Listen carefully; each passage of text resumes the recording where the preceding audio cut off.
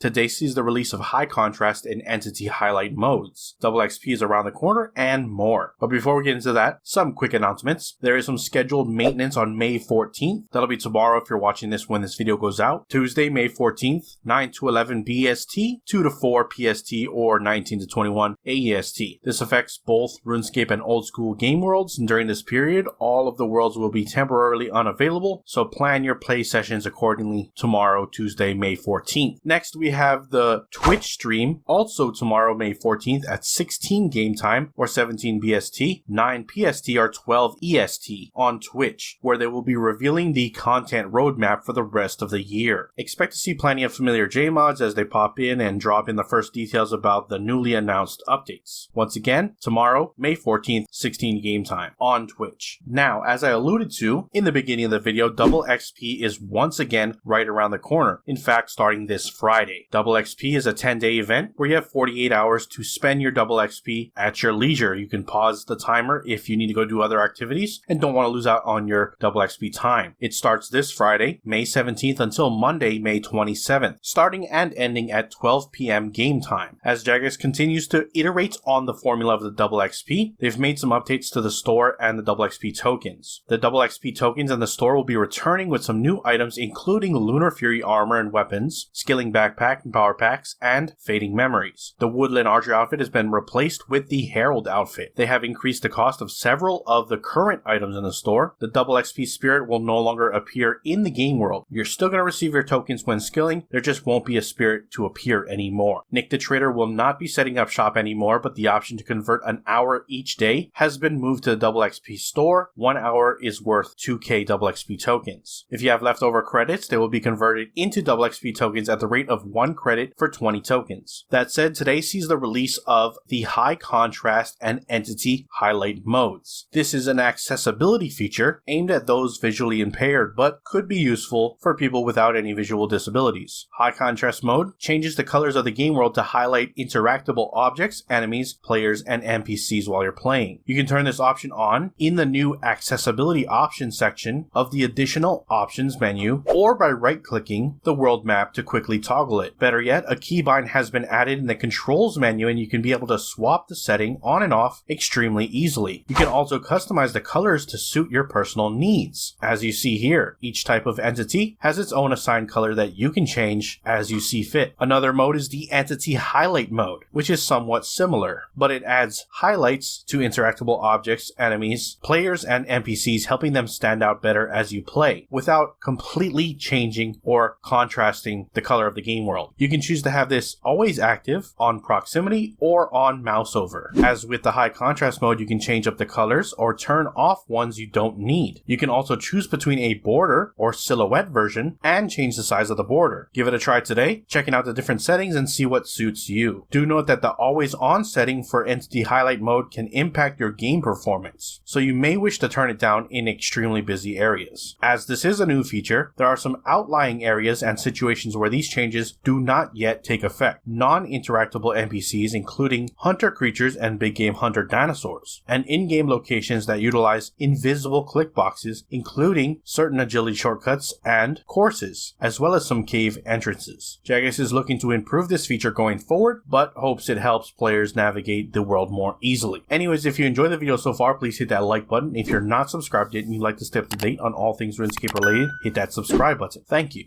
Last thing we're going to look at before we close out today is the patch notes. So let's see what's been added with today's updates. Starting off with the hotfix that went live last week. They fixed an issue that blocked chat color settings from being saved. Fixed an issue with the total wealth share text in friends chat and clan chat. Fixed an issue that blocked click input whenever specific dialog boxes were active. For example, Nomad's NPC dialogue during the Soul Wars tutorial. Fixed an issue with the female character voice being reset to male voice. And Eagle's Peak is back in business. The Eagle Transport Network can be used by players once more. Moving on to Requiem for a Dragon, added a subtle black shadow to the soul attraction text in the Ungal ritual site, which makes it slightly easier to read on a white background. The Forecast Reprise music track can now be unlocked upon completion of Requiem of Dragon. Forecast Reprise is now included as a requirement for the Music Maestro achievement. A new Master Quest Cape achievement requiring Requiem for a Dragon has been added to the Lore Books category. Damaged soul beacon parts can no longer be obtained by sifting soul soil. Lastly, some general changes. The XP Plus icon during double XP will now reliably appear on mobile. Fixed an issue that made the deposit box in City of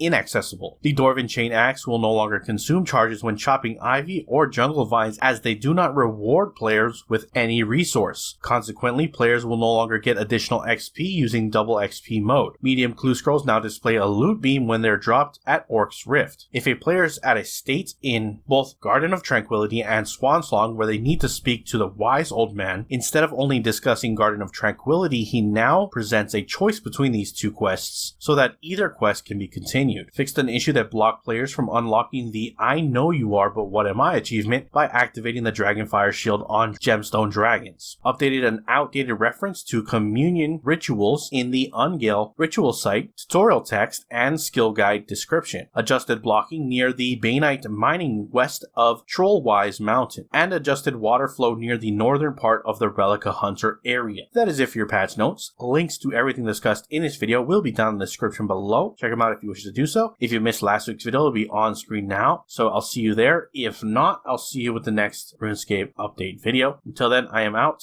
Aloha.